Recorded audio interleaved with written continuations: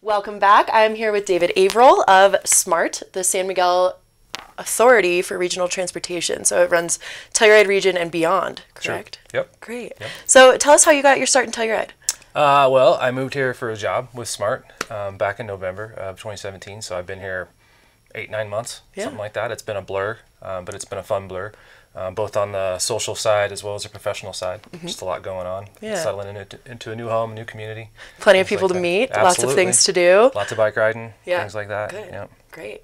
So tell us a bit about SMART. It got its start officially in 2016. Right. And tell us about the progress that you've seen over the course of almost a year now. Yeah, well, a lot of housekeeping stuff up front. Literally the first day in the office, I had to have the power turned on, get the lights turned on in the office. Oh, good. And buy myself a desk and stuff like that. So not a lot of transit type work, but work nevertheless, was the first few months. And now we're looking at doing some things differently. Some change is happening, and one of the changes that we'll be doing here this fall is a change in operator for the Norwood and Down Valley routes.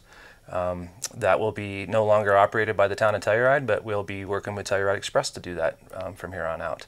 Fantastic. So yeah, it's a big change for us. I think what the public will see there are SMART branded buses. As much as we love the Galloping Goose brand, that really belongs to the town, and so we can't co-opt that as much as I'd like to. But we'll see SMART wrapped buses out there, and our branding and things like that will start showing up in the community here in the next few months. Fantastic. And Telluride Express knows the region really well, so pretty much a turnkey partner. Not not only that, but they work with other RTA providers around the state. So they actually have a contract with CDOT, the State Department of Transportation, to run a route, and then they also work with our friends over in Gunnison, the Gunnison Valley RTA, to run that route between Gunnison and Crested Butte. So not that they're just familiar with our local operating environment, this is what they do, aside from the shuttles you see from the airport and stuff like that. So we're excited to work with them. Absolutely. And as you see more and more people commuting from out of town into town for work and things like that, school even, it's becoming an increasingly popular route, correct? Yeah. Yeah. So how many people are you seeing moving on the SMART routes these days?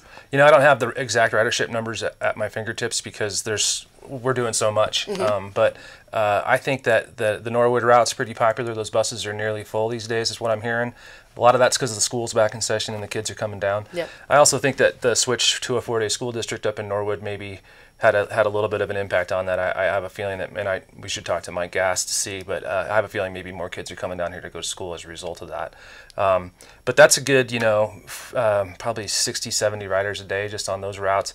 Down Valley, I don't have a really good feel for. I feel like we can improve on that one, and that's something that we'll be really focused on this fall as we go through a strategic operating plan process and some marketing efforts to see how we can boost ridership on that route.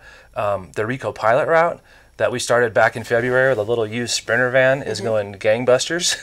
It's a good problem. We're nearly at capacity every day now with the school kids back in session on that one. So we are looking for a way to partner with Rico to put a bigger vehicle down there, hopefully get some more capacity so that we can start picking folks up at San Bernardo, maybe the Ophir Road interchange and things like that, ski ranches. So it's going good. Fantastic. That's great. Well, it sounds like you're keeping very busy. Anything that you want to touch on with the year coming up? Yeah, you've probably all been reading a lot in the paper about the special districts and struggling with the Gallagher Amendment impacts. That's no different for us. So this next year we will be taking a little bit of hit on the property tax collection that we get, but we're in no position to go back out for a mill levy increase at this point. We're a brand new organization. We want to kind of prove our mettle with what we've got and kind of work through this.